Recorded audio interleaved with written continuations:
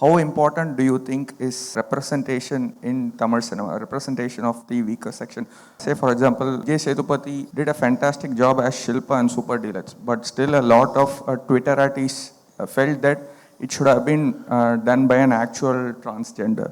So, do you think business takes prominence, or filmmakers, are they really concerned of representing weaker sections in Tamil cinema? That's my question. Tough question. The easy answer will be to say they should get a real transgender. But when you're making a film on a budget and you know that there is an actor who can deliver, even in Dallas Buyers Club, it was Jared Leto who played a trans woman, and Jared Leto is a cis male. And so you have this issue all over the world, whether you can play or not. The thing is, I come from a place, probably a very old-fashioned way of looking at it is, when you are acting, you are anyway not being yourself. Let's say let's say I'm a famous actor, right? That means to be true to my representational status, the only person I can play is a middle-class, upper caste, somewhat educated in somewhere else kind of person, like a character in a Gowtham or a Maniratna movie or something like that. Anything else will be false. So when you're having Simbu, who's again like from a certain moneyed background and something like that, and a very moneyed background and somebody like that, coming and playing a character like Venduthanindathakadu, should you really take a man from that section of society and make him go through the journey? Or should you make this rich kid come and pretend to be this man? So if you extend that question, right now that question, I don't know why it's being asked only of gender and gender representation, because everything in cinema is make-believe, and with actors, everything is pretense. Simran is playing the mother and an adoptive mother in Kanathil Muttamital at a point where she's not even married. She doesn't even have biological children. She's pretending to be this other person.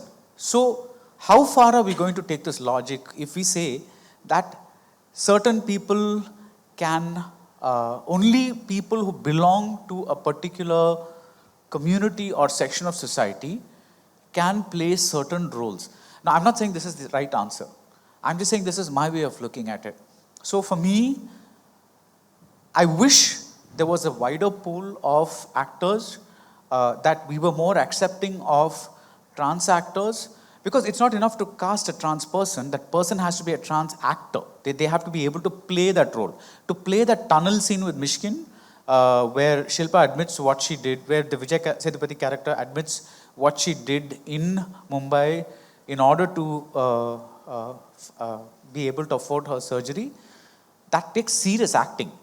Can you find an actor like that? So the thing is now, that question is also there. Now you can tell me again that, okay, so why can't you give a casting call and call trans actors and do that? So this is an endless process. Another thing is, am I comfortable with this actor and I know that he can deliver? So there is all sorts of things, and for me, the root is when the profession itself is pretending to be somebody else. I don't have a problem with somebody pretending to be a trans person, because then if we start digging down that tunnel and saying that everybody should be representational of where they are from, then, because I asked, I don't know if you know this actor called Tilottama Shume. She's a wonderful actor, and she's acted in beautiful movies like Kissa, and she was even in Monsoon Wedding thing. But she always gets called to play these domestic help kind of characters, or these thing. So I asked her, do you feel something inside you where you're pretending to be in this movie? It's a movie with Nawazuddin Siddiqui. I forget the name of the movie now. I asked her, do you feel odd? Because on the one hand, you're going and pretending to be in a cold street, warming your hands over somebody's leftover coals with Nawazuddin Siddiqui, and when the director calls cut, you're going back into your AC caravan. Does that That's that kind of a thing. Plus, at the end of it, for playing this poor person, you're getting to be on red carpets in film festivals across this world, and you are getting designer clothes and doing all this and kind of a thing. And she said, this really, really bothers me at times because I'm appropriating somebody else's life and putting it on screen. The only way I'm able to justify it is that, at least through me, people are able to see what this other section of society is like. And so she's able to sleep at night. Because if you go to a house, it's a very posh house, right? It's an actor's house. So this question is a very complicated question, and I think each one of us has to answer it for themselves. I don't think there can be a common answer. What is your personal opinion on Bollywood facing a creative recession? See, every industry goes through a crisis. Yeah, I think too much is being made. It's just been 6 months or 8 months. It's like a bunch of old movies have flopped, as in movies with older actors and all that have flopped. And I think people who've had a good run. See, Lal Singh Chadda is a product of pre-pandemic. Had it been released before the pandemic, it would have opened much higher. I think, for example, in the 90s, Malayalam movies had a very bad run. They had a long history of bad movies where they were trying to ape the mass movies of Tamil and Telugu, and there were all kinds of movies that were becoming thing. And then the new generation of Malayalam filmmakers came, and now today everybody's celebrating Malayalam cinema. So I think every industry goes through this churn, the ups and downs. I think today what happens is we want to put a narrative on everything. It's like we want, I keep getting calls from people saying, why is Tamil industry doing so well? And I said, you come down, I'll show you the number of movies that have flopped versus the number of movies. You're looking at 4 hits versus so many flops. There are so many movies that have come to theaters since the thing opened and have flopped. And we are only hearing about Vikram, Tiruchitrambalam, Ponniyin Selvan, etc., and we're kind of thinking about that. But how many movies have disappointed or have been flops? We don't hear about that. So it's we like to construct instant narratives, whereas trends actually reveal themselves over time.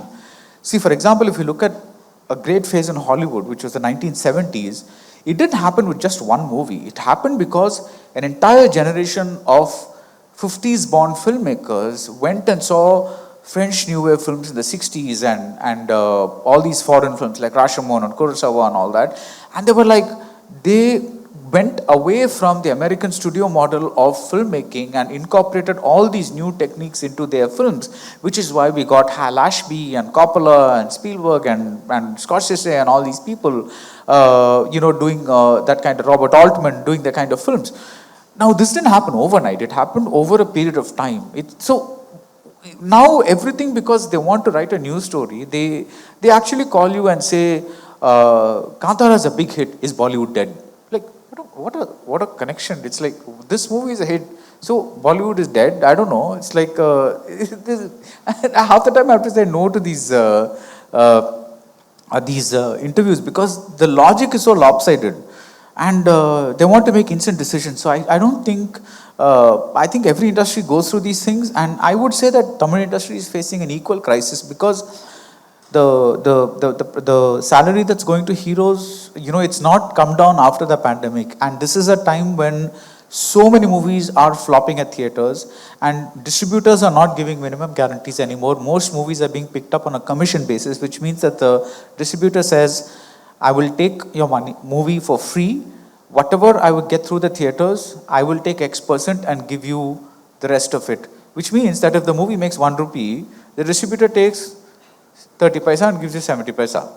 So it is upon the movie to prove itself. Earlier, when the MG system existed, people would buy the movie for 70 crores thinking that the movie will make 70 crores at the box office. Now, because the distributors are so uncertain as to what will do money, they are not paying MG anymore, minimum guarantee anymore. Because so earlier the producer used to get a fat sum of money from the distributors, now they're getting percentages. So the whole ecosystem has changed because distributors are no longer sure which movies will, if I buy this movie for 30 crores and it bombs, I'm left with a big deficit because people aren't coming to theaters anymore. So, every industry is going through its own kind of crisis. It's just that because Bollywood has been dominant in so many ways, And because people after that whole Sushant Singh Rajput thing, and everybody, I always laugh when I hear about terms like nepotism, because if you go to the Telugu film industry, you won't have a place to hide. It's just like that industry is built on nepotism. It's like, I mean, everybody talks as if Bollywood is the king of nepotism or whatever it is. I'm like, please come to Hyderabad and just spend 3 days there and learn about the family trees. You'll find that maybe 2 actors, Vijay Deverakonda and Nani or something like that, have made it on their own. The rest are all like, some distant cousins, sons, something, so that's what it is. How do you review impartially when you're reviewing a film whose genre you're not very comfortable with? How do you review commercial masala movies like Ala Vaikuntapuramlo? A commercial movie may have done really well in theaters, audience would have loved it. So generally, how does one review, say, a commercially masala movie as such, which may not have the artistic qualities of a good film? First of all, I disagree with the fact that a masala movie cannot have artistic value, because it depends on the person making it. If you take movies, there's a great run of masala movies that happened in the 90s, in the 2000s. It started with Dil, Dhool, Run, Gilli, Sami. These are all fantastic films that like especially Sami. I just love that movie. It's so well written. You can actually take that script and study it in order to say this is how you have to write a masala movie. This is where the conflict point should be. This is how the villain should be introduced. This is where this one should be there. This is the hero introduction scene. I mean, like, it's like a classic example of what to do. And Dhool also. You have that same water problem issue as in Sardar, but look at the playful way in which Dhool handles it, and look at the that messagey way in which Sardar handles it. I mean, I enjoyed Sardar to an extent, but I'm saying that there were people who see, like everything else, masala is a genre, like a thing. I'm not talking about mass films. See, mass films, my definition is, mass is basically a collection of bits to satisfy a hero's fans. Okay, like Mersal for me is a mass film, because there is not really, the screenplay is basically one clothesline, and then you throw in one magic act, one song, one this thing song, one that thing song, which is fine. I mean, like, see, at the end of the day, if it entertains, you're fine. You're not looking at everything through a microscope and saying, is it happening or not? But that is mass, where, I will slowly get out of the chair and put one step forward, and, all that kind of stuff. I mean, that's mass. Whereas with masala, it is a genuine genre which erupted in the late 70s and early 80s late 60s and early 70s in Hindi cinema, and then percolated down thing. And the chief architects of the genre were people like Salim Javed and all that, who wrote movies like masala cinema. I'm not going to get into this. Maybe you can do it in the next session. But so basically, masala is the flavor. It's like noir. You can have a noir film, or you can have a drama with noir flavor. So you can have a masala film, or you can have a film or drama. Like, for example, Abura Sagodargal is a masala movie, whereas Diwar is a drama with masala elements. Masala is basically an elevated way of saying things that you would not like. For example, the way I'd speak to you would be like, every line would be like a punch, or every sequence would lead to a punch line, or every something like, not Naurudara Sonamari, not like that. That is the punch line constructed, but that's the way masala movies construct. And I don't think we have that many people who understand masala cinema anymore, or maybe they think it's beneath them or whatever it is. They have masala elements, but they don't really. Kantara is a good example of masala cinema, though I got bashed up on Twitter for saying it's masala cinema. I don't know why. It's like, I mean, if that's not masala cinema, what is? So, so I think there is always a question of, I don't like this word impartial, unbiased, all these things, because at the end of the day, what I'm doing is telling my views about something. I'm not here to tell you whether you will like it or not. I'm here to tell you whether I liked it and what reasons. And that is why I'm hoping that you either see my videos or read my reviews, because you want to know what I thought of it. If I'm going to think the same as you, you don't need to read it. No, you can just assume that I did it. And when you go into a movie, I think you should become a movie critic only if you like all genres, from masala to, you should look down on anything. If you look down on anything, then that means that you're already getting a bit like snobbish.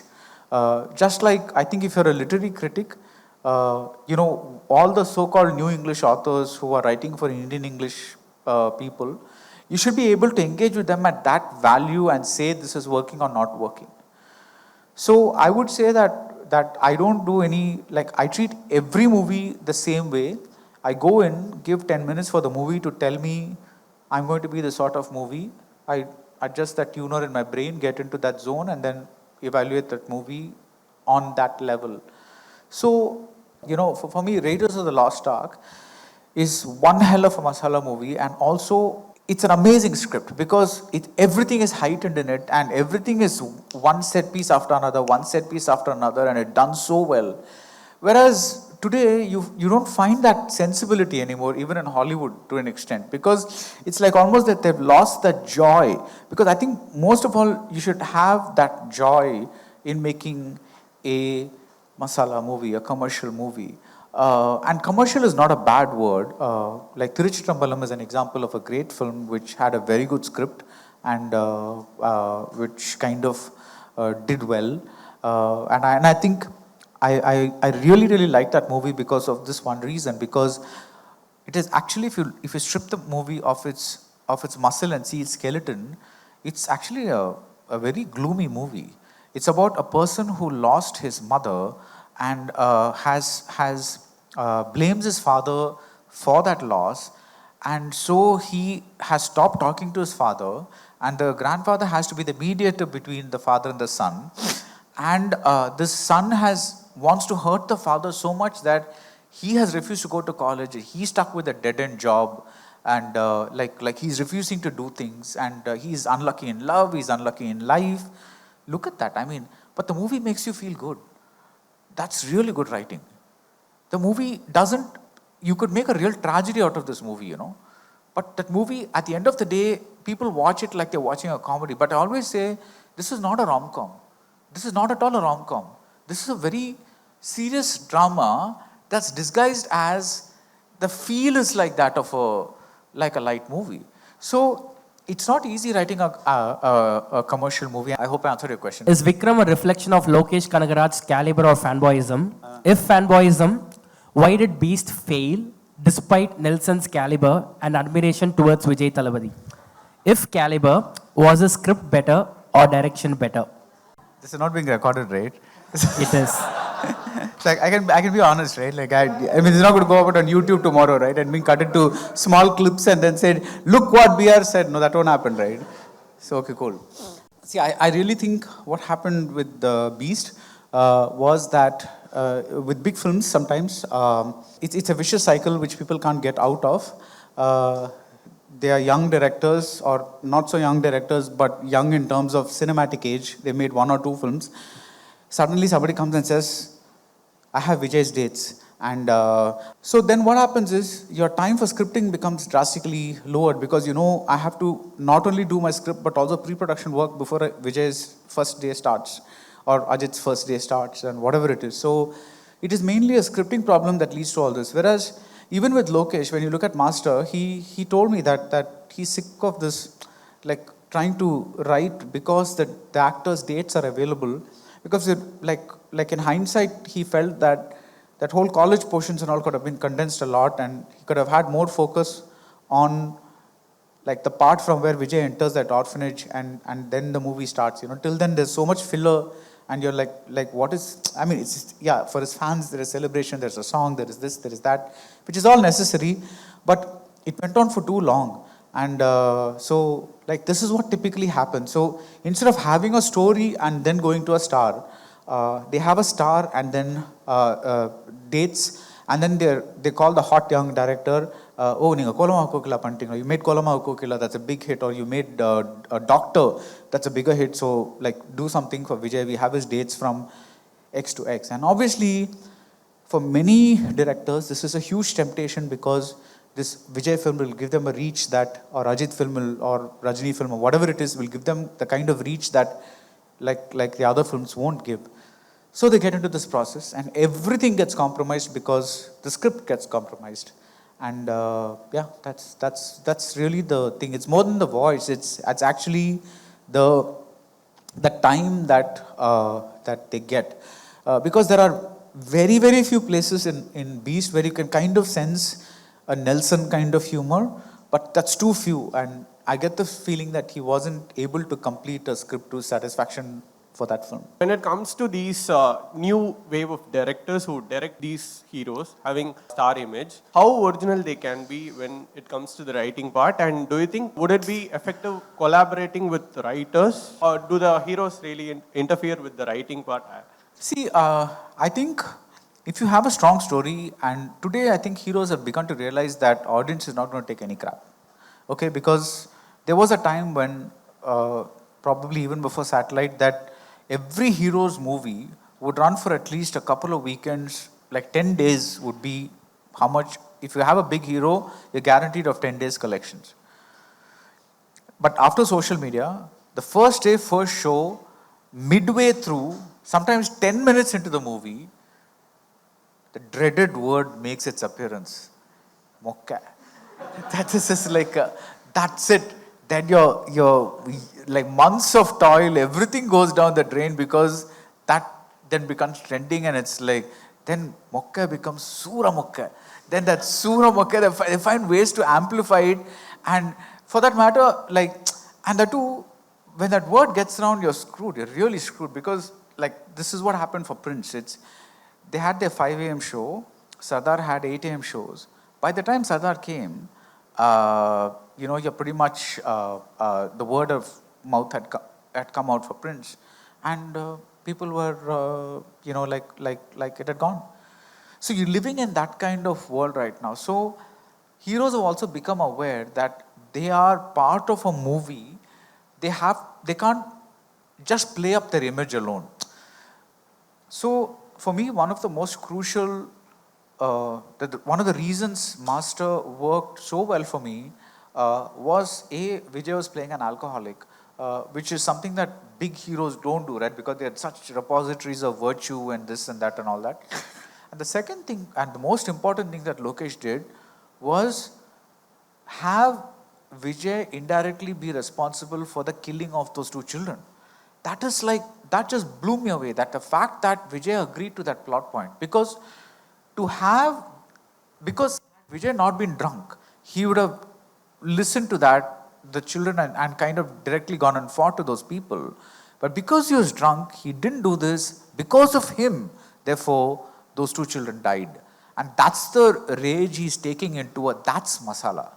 That's good masala, you're building on something. It's not just a mass thing where he's going and bashing up somebody. He has a reason. It's an internal thing that's coming out, and kind of a thing, which is why that rage happens in that police station fight scene immediately afterwards, when kind of a thing. So I think heroes are beginning to understand that unless we give them something different, like Sivakarthikeyan and Doctor, it's like, okay, I'm used to being the funny guy. What if I'm not the funny guy and everybody else is funny? It's a risk, but it's a risk that worked. Sometimes the risk doesn't work, but everyone is trying to be something different. If you notice, all the heroes, there is none of them that's doing exactly what worked for them, like over the years, right? So that's the thing. So I think everybody's begun to understand that the audience is looking for something new. And if you don't deliver that, then things. See, 10 years back, a movie like Vikram, people would have said, it's too complicated to understand, or it's too like there's Hollywood, there's no heroine, there's no song, there's no this, there's that. Today they're watching it. They're going back a second time to understand the points that they don't understand. They're doing the same thing with Ponniyin Selvan.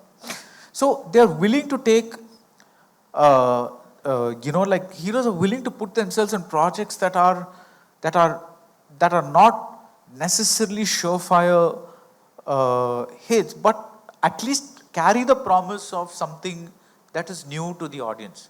how responsible do you think an art form like a movie should be? Because even though there is like freedom of voice and everything, you or I may be educated enough to know that the movie is happening on the other side of the screen, but that may not hold true for most of the audience who will eventually get affected, influenced by, let's say, violence or stalking in a movie. So where do you think that line should be drawn when you as a filmmaker is trying to depict or glorify or support a certain point of view? That's a slippery slope. You either have 100% freedom of speech or you have 0%. There is no such thing as you can do this but cannot do that, do this, you cannot do that. That's my view. Stalking is a problem, but in the most recent case of stalking that we've seen in Chennai, there were complaints that went to the police where the police did not take seriously. And that could have stopped a lot of things. Second point, out of all the movies that are released, we hear of very few people who are actually stalked in dangerous ways. Okay?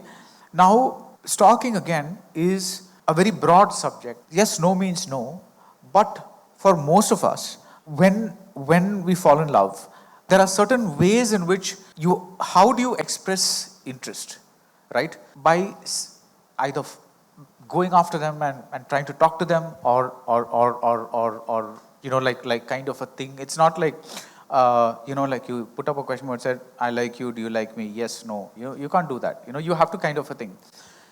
And an initial meeting may go wrong, but then something else may happen that's right.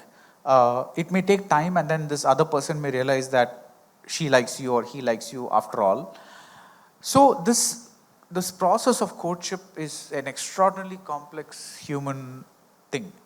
So to put it all under one umbrella of stalking, I don't know, it's kind of a little disturbing for me, because there is toxic stalking, and where the guy thinks that either I have her or nobody else has her.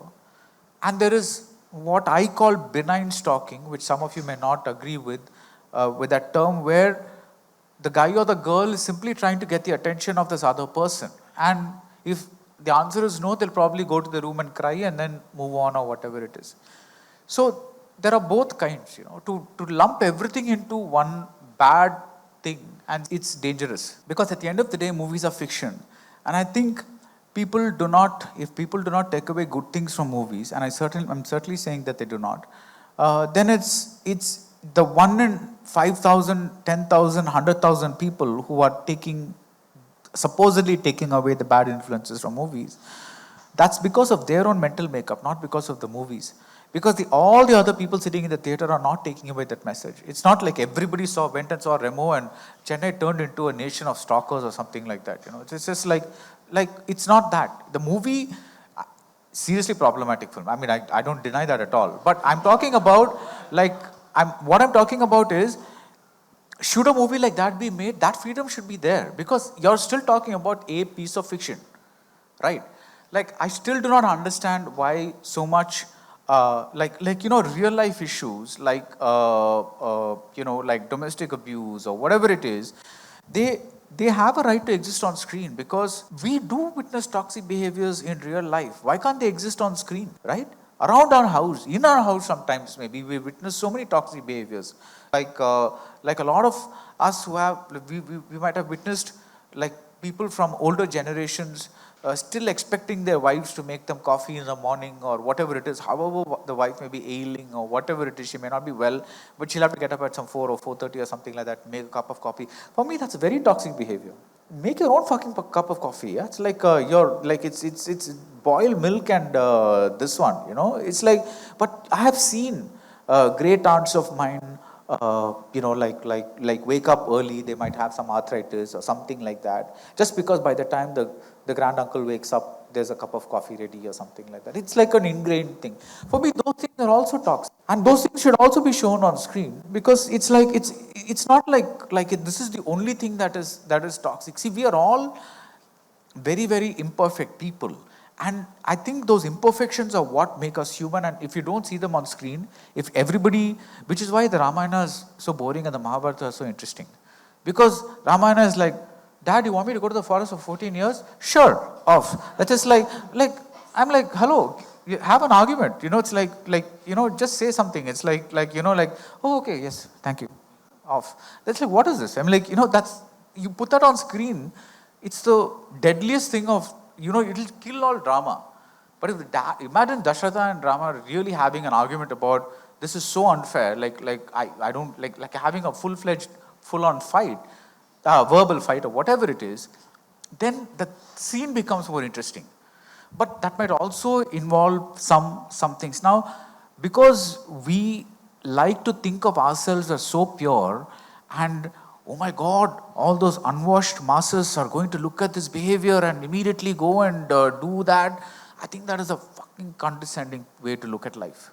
Really a condescending, because they probably have more brains, more practical street smart experience than you. They probably got more girlfriends than you. They probably got more experience with breakups and things like that and all that. They probably write poetry, and I'm using the word they because you just said people like me who come from a particular thing. And I think there's no us and them when it comes to things like love, heartbreak, parents, issues, this, that. All these are very, very similar things. I don't think these are all very, unique to only person born in Madras and gone to BITS Pilani or something like that. These are all very universal things.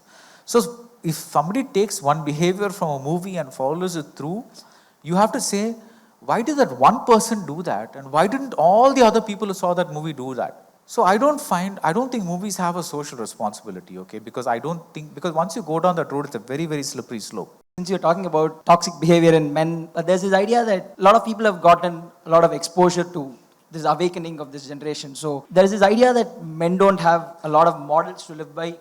Do you think that's true?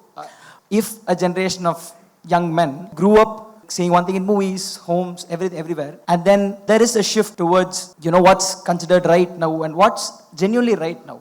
So do you think that young men would find it easy if they have models to live by? Or do you think that shift will happen organically? I think there are lots of young men who have models.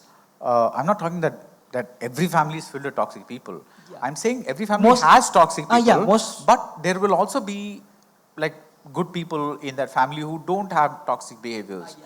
So I'm saying that if you don't get that model at home, I found my models outside of home. My friend who lived in the flat downstairs, his father was a great model for me because of the way he came home and spent time with his children and took place. Because there's always this, for parenting, there's always this logistical side of parenting and then the emotional side of parenting, right? The logistical side is, buying books, school, geometry box, all that kind of stuff. It's like the food or food or whatever it is. The emotional side is was for the longest time in India a very neglected side, because it's like, you just grew up like reeds. Nobody came and asked you at home, how did school go, something. Then nobody talked to you. It's pretty much because it was like, okay, you're a kid, go play, whatever, something like that. This gentleman, he would actually ask me things about stuff, what do you think you want to be when you grow up, and this and that, and what are your, do you do this well, do you do that well, and stuff like that. He used to talk to me, and I'm not even a son.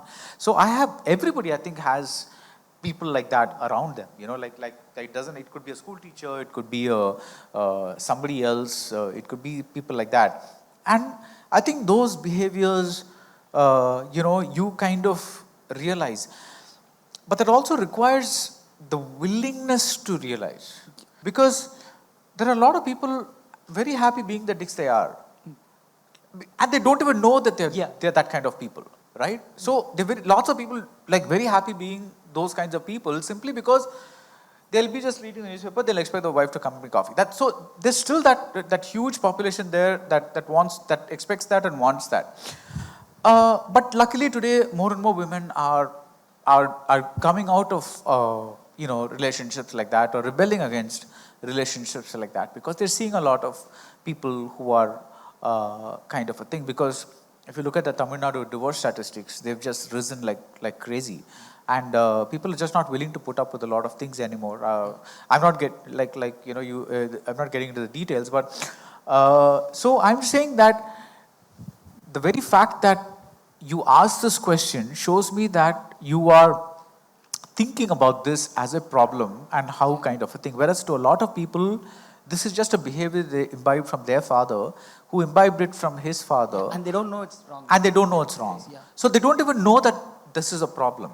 And because many women don't speak up, they continue this toxic behavior. So it's not just like uneducated or educated, village or city. It's all both. You could find the kindest people in a village and the most toxic people in the city or whatever it is. It all depends on individual people. Which is why I feel that when we watch movies, we should treat it as this is the story of this particular man in this particular household, loving this particular girl who comes from that particular household, instead of generally saying men are shown to be so and so in this movie, or women are shown to be so and so. No, it's not men. It's this one man's story. So, see, for example, one classic thing is Arjun Reddy, right? Because it generated so much of thing. Now, the director, right at the beginning of the movie, has planted this flaw in this character, saying that he has severe anger management issues.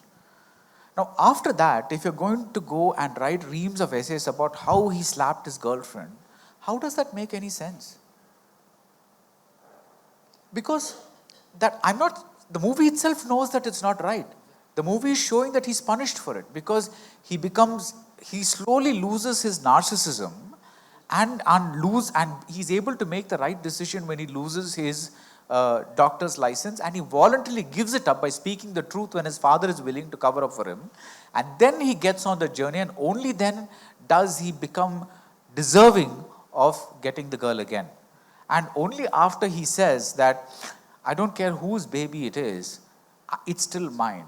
So there are redemptive qualities to that. I wish it had been the other man's baby and not his own, whatever it is, but baby steps, right? So what I'm saying is, now when you've already planted this, you have to look at it as per the screenplay. This guy is a guy with anger management issues. He is not representative of all men who are slapping on, because in the real world, if a man slaps his woman because she brought coffee that was cold or tea that was cold, you can't immediately go back and say go back to Arjun Reddy and say, oh, it's because of this movie that this is happening or whatever. These are two very different circumstances. So movies are fiction. Fiction is about that one particular character, and so if they're justified, I'm looking for justification. I don't want him to be a good guy, but I need to know something to get into psychology. And that anger management issues is giving me enough to get into that, and narcissism issues. Okay. Like he thinks he's a stud. So, like kind of a thing. That right at the beginning of the movie, his grandmother gives this thing saying that he always had this toy that he would never share. If he liked a toy, he owned it and he never would share it with other people. And the girl becomes his toy. Everything is explained in the movie. There is no psychological behavior in the movie that is away from the way the characters are defined. So you may like or not like the movie, that's a different thing. But to kind of take that as an example of a community or men or women or, oh, she's a doormat, she's putting up with it. That's because that girl is like that. She loves him, and life, if everybody made the right decisions in life, everybody would be happy. Yeah? The word angst would not exist. Like everybody makes mistakes. So I don't know, but that's one kind of writing that has come up recently, or analysis, which I'm not against it, but I also feel that sometimes you should look at a movie as something that is contained within the four, sides of the screen, and it's not necessarily everything that is coming out into the real world. I know that my generation, we have a very shortened attention span, and thank you. Another thing that you mentioned is that we look for instant gratification, right? So do you think that this is affecting the way in which cinema is being made, and if the quality is going down because of it? And what are your thoughts on this? I don't think quality goes down. In fact, it is, see, if you think your generation has ADD, then somebody 10 years younger than you has a worse form of ADD. Yeah. So this is going to go on. So it was each one of our responsibilities to keep up with newer modes of storytelling. there was this Malayalam movie called Tallumala that I just saw on OTT. And after 15 minutes, I was like, "Ooh, what is this?" You know, it was like, it really, like my brain was like, went on a fuse and went off, you know. Then I actually watched the movie and like I knew that this is like a serious watch. And I can't just like casually watch it. And see, the movies I don't review, I basically watch to catch up on just because I need to know what they're about. I thought I would just catch up on it, but then I realized this movie is actually very intricately constructed. So I had to watch it very properly, you know. So I sat and watched it once, and then I sat and watched it again for the way the screenplay was constructed. Because if I don't understand that movie or relate to it, then I'm not going to be able to 2-3 years down the line understand the kind of movies that are being made from people who are making a Tallumala inspired movie. So I can't just say, "Oh, Citizen Kane," and then sit there and say, "Oh, I'm a great critic," or whatever it is. You know, I have to always look forward, not backward, because those movies have come and gone. You know, I've had strange questions from some of my students, like, "I don't like black and white movies." Oh, fine. I mean, that's how you're trained. You cannot force somebody to watch black and white movies. I'm not going to be one Hector and say, "Oh, you're losing out on all the great, cinematographers of the past, James Wong Ho and all those people." Well, it's your loss. It's like, if you can't watch it, you can't watch it. Life is short. You watch what you like. But if you're serious about cinema and you're not watching black and white films for whatever reason, then there's a problem. So if that all depends on what is cinema to you. Is it just something to fill up 2 hours? Then you fill up those 2 hours with exactly the kind of movies that you want to watch. But if you're serious about it, if you want to be taken seriously about it, either because you're a critic or because you like talking cinema or something like that, then you have to know the traditions. You have to know where this is coming from. Like, you'll have to know that Orson Welles did not invent deep focus photography. It was already there in Grapes of Wrath that came a few years earlier, and that was a John Ford movie.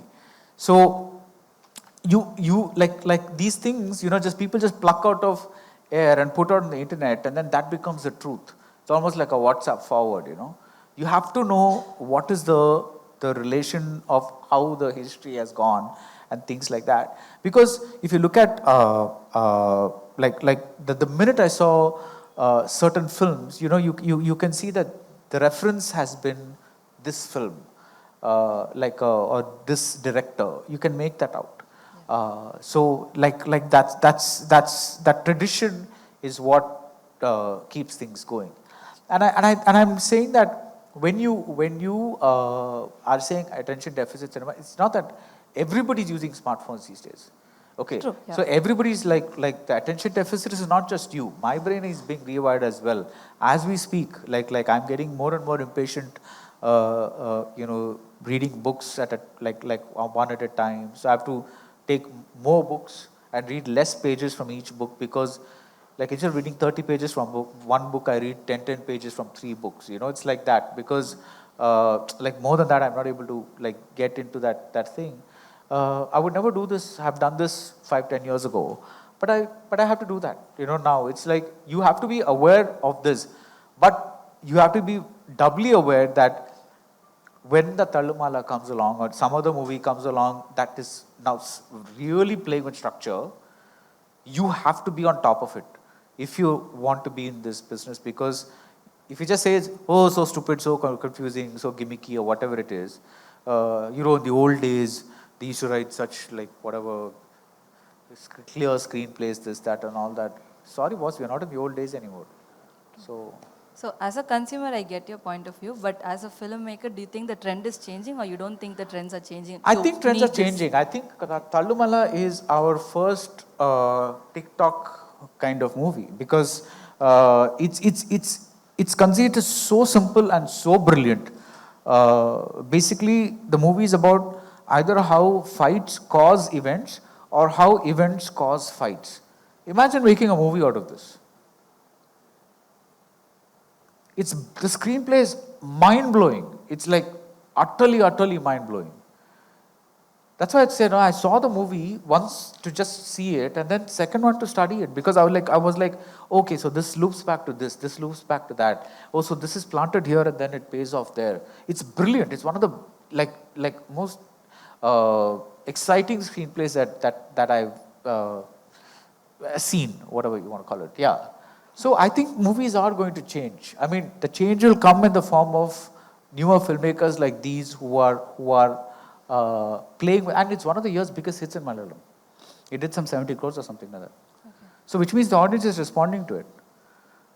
So I really think the form will also change in addition to this, but it also, the old guard will also continue. So you will have all kinds of movies being made. But at least the fact that Khalid Rahman did this was surprising to me, because when you see Unda or when you see any other movie of his, those are very classical screenplays. You don't expect this. Okay. This is like a shock when it comes from him. So when a director can reinvent himself so drastically, I think others will too. When you interviewed Mishkin, I guess 5 years ago, during the shooting of Tupparivalan, you said that he was one of the finest filmmakers of Tamil cinema. And we know your admiration for the filmography of Mani Ratnam. Is there anyone in recent times who has been added to your list of finest filmmakers of Tamil cinema? Karthik Subraj. I love his filmmaking. Yeah. I didn't like Jagame Tandram, but I loved Mahan. I really like that a lot. You gave similar thoughts about actually Jagame Tandram and Mahan. You said they had the similar issues. So I thought you felt the same about them. I said what? You, from what I remember, I think recently I watched your review of Mahan again. You said that you felt the same about Jagame Tandram, that you both had the same issues. No, I felt it was a little bloated, but I really like Mahan. I don't think I would have said that they had the same issues. I'll go look back at my reviews, but if I did, then I said something wrong. I really liked Mahan. And I like the way he thinks up relatively complex plots, but I love the way he treats his characters. Iravi is one of my favorite films. I really like the way that movie is written. I really like I like a lot of it, like what happens in that movie. See, I basically like any filmmaker who thinks out of the box. It's like, it's not just Mani Ratnam because Mani Ratnam, right from the beginning, he said, I'm not going to make the same movie twice. So he's automatically interesting to me, because whether I like his film or whether I don't like his films, I know that it's going to be different. Yeah. When I see Mari Selvaraj's Pariyan and Perumal, it's like nothing I've ever seen. It's like fantastic. When I see Kannan, I'm like even more blown away. Yeah. Like the way he's staging his scenes and stuff like that. So for me, any filmmaker who tries to do something different in terms of content and form is an interesting filmmaker. So I don't really anybody is interesting. But what I find is a lot of filmmakers, they come and make 2, 3, 4 films and then they disappear. Yeah. And then you don't hear of them again. And only a few people. I loved how Gowtham directed Venjithan the Card. I thought it was superb. It was really different from his other. It was very, very, very. I'm not talking about the writing. I'm talking about the directing. He just was just something had happened to him. It was like it is so well directed, that movie. So that was something else. And see, it's also it depends on what you like in a movie, right? In the sense that some people see movies for the very karuthu that I don't like. So they're going to like movies only because they say good things, right? I can't say they're wrong. Like Viruman in recent times. Like Viruman, which says... Whichever movie. Yeah. I'm not saying right this movie, that movie. But it depends on what you want in a movie. Yeah. Right? What you want when you go to the theatre and what I want when I go to the theatre are maybe the same thing, may not be the same thing. I can't say you're wrong for expecting this from a movie. You can't say I'm wrong for expecting this from a movie. So that will also depend on how you write a movie. And how things. So your sensibility will go towards that. So if you are coming, you are strongly ideological as a person, and you're thinking about social rights or whatever it is, then maybe one of your favorite filmmakers will be Paranjit. For me, Paranjit is fascinating because he's a damn good filmmaker. But somebody else might find that I've heard a lot of criticism of Nachatram Nagargiradu that he tends to like overstate points, and I find that a valid point. But I find that because he's staging it in at least 5 different ways, the form of the film is so fascinating. So it depends on what you go for. For me, everybody who makes, I remember that one of the loveliest pieces of news I got was that Vijay Antony's next film is being directed by this director. I think his name is Balaji, if I'm not mistaken. And he made a movie that I loved called, it had Pooja, that actress Pooja and a kid. It was called Video Moon. I just loved that movie. And he hasn't made a movie after that, and he's making his second movie now with Vijay Antony. And I just heard that and I was like, because that was formerly such a brilliant movie, and this was, I think, 2010, maybe 2012, something like that. I don't know. So, at that time, people were not making movies like this. He's very, very, like, there was a kind of a noir kind of feel to it. So when I heard that guy's making his second movie, that made me more excited than like a lot of other announcements. So yeah, so it's not like anybody who makes get me a different experience is thing, because I keep talking about Richard Ramanam all the time, but for me that screenplay is so fascinating because on the surface it's your typical boy loses girl 1, loses girl 2, finds that friend is girl 3 is his girl, but there's so much underneath it, like from the fact that that Prakash Raj's paralysis becomes a metaphor for the family, and when the family fixes itself when they go outside and they are welcomed by the Prakash Raj's in-laws, and he is able to walk there again, because he's got rid of all his baggage. There's so much of subtext in that movie. There's like, it's beautifully written. And that's why I'm saying, like people think that, all subtext and all can come only in art films and not. But this is like a mainstream film. Yeah. And, you have all this lovely stuff happening there. So for me, that's easily my favorite. Like, I love that like screenplay. It's just amazing. I really like Punniyin Selvan, but my best friend, he was so much worried that it was like so much cramped into like ரொம்பவே கம்மி பண்ணிட்டாங்க. The book was like, it is so huge, but they crammed it so much. They could have done like ஒரு web series illa maybe like 3-part or something like a trilogy, something like that they could have done. But is there any necessity, like is there a creative call, like why it happened like that? First of all, the thing you have to evaluate is Mani Ratnam did not want to make a series. He wanted to make this a movie. He's been struggling with a screenplay for years and years and years until Bahubali released and showed that 2-parters were possible. Then he actually got a way to make his movie. So he only wanted to make a movie. Now we cannot go and tell him, why don't you make a web series? It's his desire to make a movie. So we can only respect, either say movie is working or movie is not working. So he's not at this point at any, like willing to make a web series or wanting to make a web series. He's like, I want to put it on the big screen in a way that I want to kind of this. So for me, if you ask, I don't know why so many people have like so many things about this movie being ununderstandable or something like that, because for me, each character gets at least 3 or 4 scenes that solidly explains their either their thoughts, or it could be even that simple scene of Aishwarya sending the other people there and staring at the throne. Like there are so many like glimpses of character throughout the movie. That scene between Kundavai and Aditya Karigalan that is not there in the book. There are so many scenes like that kind of tell you why she did what she did. It's like, dude, this is bigger than us. This is about the Chola kingdom. Like, I can't be like, stop sulking. Like this is just not about your girlfriend. This is about the kingdom. It's my responsibility to do that kingdom. The very fact that she does it shows you a facet of Trisha's character that you take forward. So, like, I don't know. I mean, I really don't know why so many people said that they found this movie difficult to follow.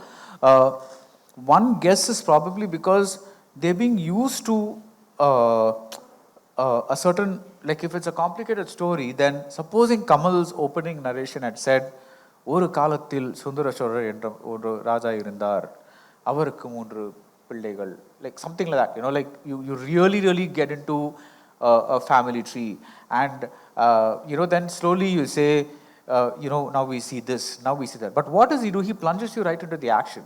He goes, he shows you a comment, and then he takes you right into that palace with a visual effect shot. And then Vikram emerges from the mist and all hell breaks loose. And you don't realize that, see, the thing is also, why are we willing to give Christopher Nolan the benefit of doubt and watch his movies twice to understand them when the detail is there in the first time itself? And why don't we give our filmmakers that same thing?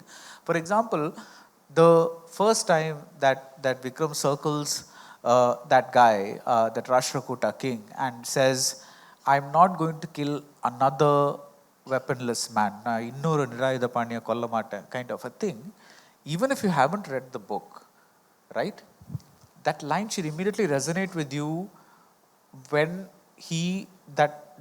when he's shown beheading the Nazar character, right? That's what he's meaning. That is why he's having that thing. Everything ties with each other within this movie.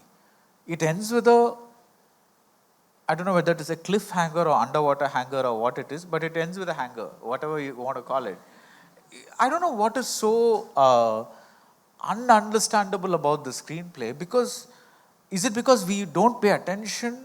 Is it because we want things spoon-fed to us? I don't know. It is a dense story, I admit that much. But Super Deluxe is also a dense story. Why are we okay with that and not like picking this apart, saying that I don't agree with the book thing, because that, if you're expecting the book to be reflected in the movie, that's your problem. That is not Maniratham's problem. But when you say the writing is not good, I'm I'm unable to understand that, because to kind of succinctly define, for me, one of my favorite scenes is when Trisha enters the palace. You know, she comes to back home, and she comes on a thing, and she's basically, she does not like Nandini. Kundavai does not like Nandini. So Nandini is about to go greet her, and then that Periya Pazhai says, don't stand her, let her come up. So it's like basically now become a power play. So he's like, okay, stand here, let her come up. Trisha looks there, understands the logic, randomly starts talking to Aniruddha Brahmarayar. She's like, what are people in this kingdom talking about? He says, they're talking about why you're not married. This has no meaning at all. It's a random shit conversation is happening. She's just stalling time, because she's like, okay, bitch, you're there. Let me see like how long this fight can go on, okay? So, because during that conversation, the way Ravi Varman frames it is, she's always kind of talking to him and also looking at what's happening there. And only when she makes another move does she go up and they both see each other, and they both greet each other with those veiled hostilities. So, you can call it the most civilized cat fight or whatever it is, you know. But what I'm trying to say is, it's every scene is packed with so much. So you just have to look at the screen and you realize that there is so much of character being revealed, or look at the way Sarath Kumar is so furious because Parthiban does not like Nandini, and he's telling his brother, like, look what she did. She gave away your ring to this spy and this and that. And he marches in and he's so angry and stuff like that. She just comes out and turns her back and he's gone. And he's like unclasping the necklace. He's like all his anger is melted. He can only see her beauty. And then she uses just the amount of time and she asks him, if you don't mind, can I tell you something? She knows that man is going to do anything she does. But for his ego, she asks him, do you mind if I tell you something? And then she tells him that you should not let Vikram and Jayam Ravi meet. And so you should send off this thing to Sri Lanka. Like, I don't know, if I replayed every scene in my mind when people told me this, and I didn't find anything that was so ununderstandable kind of a thing. But then, yeah, I don't know. It's like probably because maybe it could have been maybe a little bit of spoon feeding might have helped, or I don't know what would have helped. But like I don't know. It's like I mean, how many people actually here felt it was a very complicated screenplay, like that they couldn't follow. I'm not judging anybody. I'm just seriously asking. Just like okay, fair enough. Yeah, you know what my uncle said? He's about 75. He said, he said I started watching the film, and after a while, these names are not entering my mouth at all. He was in Kanpur all his life, so he's pretty much basically an North Indian. Okay, so he said, then you know what I did? I just started saying, okay, Vikram is doing this, Aishwarya is doing this, Trisha is doing this. So he started looking at the movie in terms of what the characters are doing, instead of trying to get confused to the Periya something, वो सब जा ही नहीं रहा था. So I thought छोड़ दो उसको and just kind of like follow the story.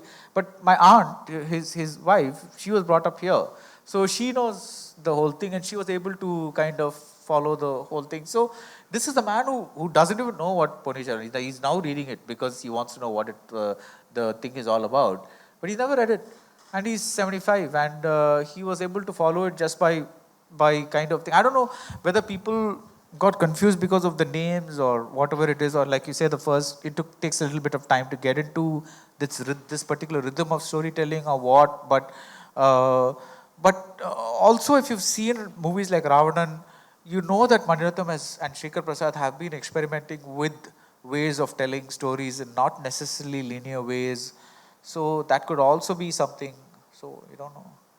I saw this interview of David Fincher's cinematographer saying this. So apparently in the show that he made called Mindhunter, there was a table in the background, and he said that that table had to be specific amount of length. Like it was a few inches larger, and he specifically said that I needed to be this particular length. Okay. And even in Zodiac, so apparently Mark Ruffalo and Tony had a scene. So he said that one of the background guys, they needed to move a few centimeters to the set. Like, my point is, a few filmmakers like him, and in Tamil we have Tyagaraja Kumaraja, who are very specific on what they want, like 80 takes, 90 takes, and even in, like you quoted in your interviews, like Seven Samurai, the brick they used particularly. And the other side of filmmakers like Tarantino and even Gowtham in our plays, who take improvisations, and most of the great scenes come out of improvisation. I'm not asking which is right, but what exactly do you get by being very so specific? I don't know, seriously. I've tried to do this, but clearly they're looking for something. And they are see, one of Fincher's quote is actually very inspiring for me, even though I know I can't get near that level of perfection. It says, there are only two ways of taking a scene, and one of them is wrong. And that means basically for him there's only one way to take a scene. And that's something that you have to, that's his personality. That's Kumar Raja's personality. Whereas when you take a Mani Ratnam, he's like, I'm going to take 5-6 shots. If I'm not getting it in 5-6 shots, I can't push anybody anymore. This actor can only give me this much. So I have to adjust it during the editing or whatever it is, because beyond this, we cannot do that. But Tyagaraja and Kumar Raja, on the other hand, is like, let's keep pushing and pushing and pushing and pushing and pushing and see how much they get, kind of a thing. In which case, some AD really has to mark the ones which he is happy with. Otherwise, the editor will get 80 takes of a shot, and he might not see much difference, because the whatever microscopic thing that they are looking for might not be immediately evident to an editor. So I really don't know the answer to that question. I know I love Fincher. Kumar Raja is a friend. I even asked him this question. He just said, which is like a big bullshit lie. But is he making any film? Is he going to make another film? He's writing another film, yeah. Okay. And my second question was about, you talked very lot about Mani Ratnam as a great phenomenal director. I get like the way he stages his scenes. I don't think phenomenal director. Interesting director is more like it. Yeah, Because South Indian, for me, he is the first person, like Adur said, who introduced the concept of mise-en-scène and staging to Tamil cinema.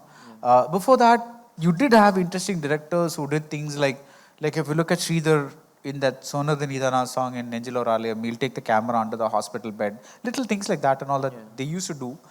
But consistent staging, things like single shots, things like following very classical principles. Like for example, Ravi K. Chandran once told me that there are only 2 times the camera should move.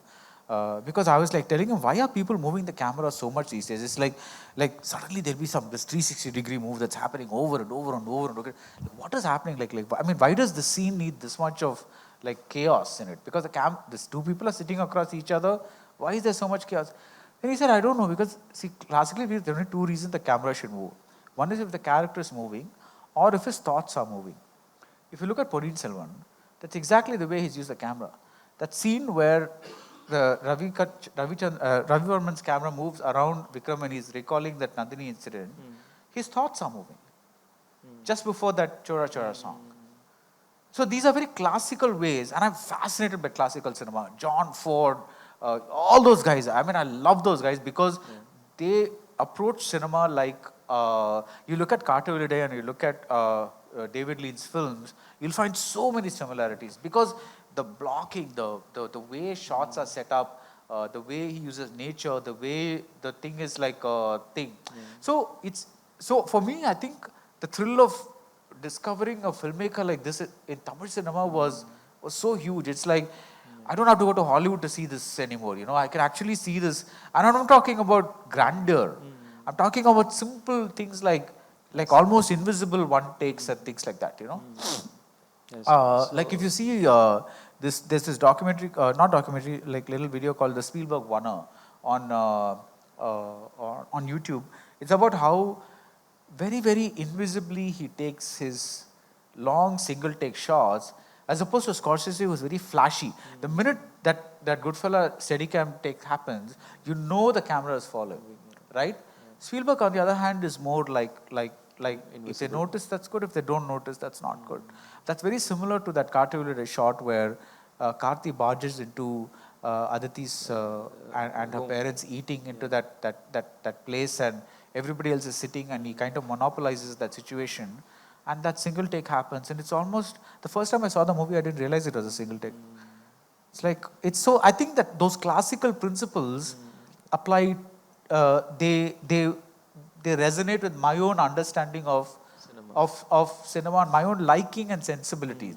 Whereas today, somebody might look at an Nayakan and say, you were so boring, like whatever. It's very valid, right? Because the movie is so like 35 years old now. Their sensibilities and their approach to cinema or their take may be very different. But if you like cinema, I'm thinking that the way I enjoyed cinema of, let's say, Orson Welles or something like that, somebody who really likes cinema should not find Nayakan that difficult to approach. Or Balachandra's films or Sridhar's films or whatever it is. It should not be that much of a distance if you like the medium. So anyway, next Jan, it's going to be 20 years since I became a film critic. I can't believe, one of my friends heard that and he said, just let's imagine 2.5 hours for a movie. On an average, you see 10 bad movies a month. I said, stop right there. I don't want to know how much of my life I have lost watching bad movies. Like don't even go there. Let's not go there at all. But I think, in a way, the reason I'm still going like this, and like that kind gentleman said that he's able to listen to me with this, I think I'm still passionate about my job. I don't think I'm jaded or bored or whatever it is. I mean, of course, it's for you guys to say. But when I feel that thrill of seeing a Malayan Kunya or whatever it is, or arguing with somebody or like thinking about this, I still have it. And I think as long as I still have it, I think I'm going to be a decent critic. The day I lose it and I get bored and I'm not able to look at these looks and glances and the way people are directed. Because one of my major thing is, if I want to, I know these are very big words and I don't know if I should say them. If I want to leave a legacy, because the thing is, like I was one of the, in fact before this I was talking to somebody who was a film critic and who was having a serious crisis of whether or not to continue being a film critic, because he'd been around for so long but he was not getting recognized. I said, see, it is difficult because, see, when I came on thing, there were about 4 or 5 critics and we were the first of the blog generation critics. So there were only few of us who were looking into movies this way, analyzing movies this way. So it was easy to find, and it was easy to know, like, it was me, it was Raja Sen, it was Jay Arjun Singh, it was 3 or 4 more people. I think Raja Sen came first, then Jay came, and then I came in 2002, 3 Jan or something like that.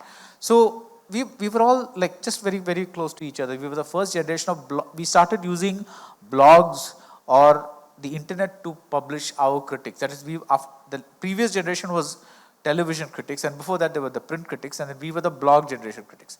So because there were so few of us, we just got noticed like that.